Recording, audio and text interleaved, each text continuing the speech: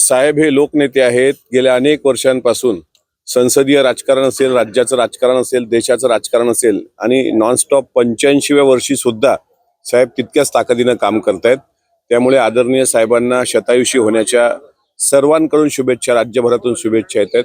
आम्ही त्यांच्या मार्गदर्शनात काम करू शकलो हे आमचं भाग्य आम्ही समजतो आणि पवार साहेबांसारखं आधारवड राजकारणात मिळणं हे फार कमी लोकांच्या नशिबी असतं. आम्ही त्या नशीबवानांपैकी एक आहोत. आज साहेबांचा 85वा वाढदिवस, त्यानिमित्त त्यांना भरभरून शुभेच्छा आम्ही ट्विटरद्वारे किंवा जे आमच्याकडून शक्य असेल त्याद्वारे देतो. दिल्लीमध्ये जे स्नेहभोजनाचं आयोजन होतं त्यानिमित्ताने पुन्हा एकदा दोन राष्ट्रवादी एकत्र येतील याची चर्चा सुरू होती. आज त्यांचा वाढदिवस आहे, त्यानिमित्ताने तुम्ही काय सांगाल? दोन राष्ट्रवादी एकत्र येतील? साहेबांच्या दिल्लीच्या निवासस्थानी सर्वांना निमंत्रित केलं गेलं होतं आणि त्यामध्ये तो स्नेहभोजनाचाच कार्यक्रम होता. त्याला कुठला राजकीय अन्वयार्थ असेल असं मला वाटत नाही. आणि दोन्ही राष्ट्रवादी एकत्र येण्याबद्दल जे तुम्ही आता प्रश्न विचारलाय त्यावर अंतिम निर्णय आदरणीय पवार साहेब आणि आदरणीय अजितदादाच घेऊ शकतात. पण तुम्हाला वाटतं का एकत्रित आलं पाहिजे? प्रत्येक राष्ट्रवादी काँग्रेस पक्षाच्या प्रत्येक कार्यकर्त्याला वाटतं की दोन्ही राष्ट्रवादी एकत्र आल्या पाहिजे, पण अर्थातच तो निर्णय हा वरिष्ठांचा आहे.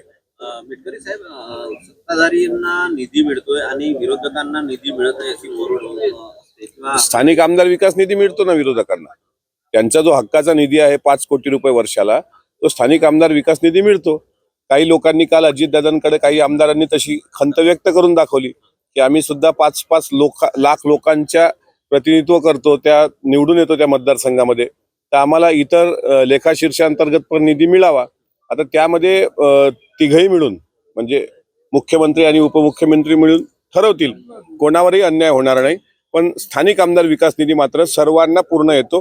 कुठला विरोधी पक्षातला आमदार असेल तर त्यांना विचारा, त्यांच्या हक्काचा निधी त्यांना भेटतो. काल रवींद्र चव्हाण आणि एकनाथ शिंदे यांच्यामध्ये बैठक पार पडली आणि महत्वाच्या ज्या महापालिका आहेत त्या महायुतीतच लढायच्या असा निर्णय झाल्याचं त्यांनी सांगितलं.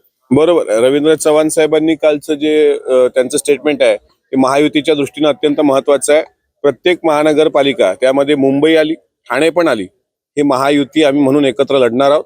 किंवा काल आमची राष्ट्रवादी काँग्रेस पक्षाची जी बैठक संपन्न झाली त्यामध्ये सुद्धा आगामी सर्व निवडणुका महायुती म्हणून एकत्र लढण्याचाच निर्णय घेतला गेलेला आहे. पण जर कुठं असं वाटलं की स्थानिक ठिकाणी काही वेगळी युती करायची तर तो सर्वस्वी अधिकार त्या महानगरपालिकेतील तिथल्या पक्षाच्या वरिष्ठांना राहणार, म्हणजे जिल्ह्यात.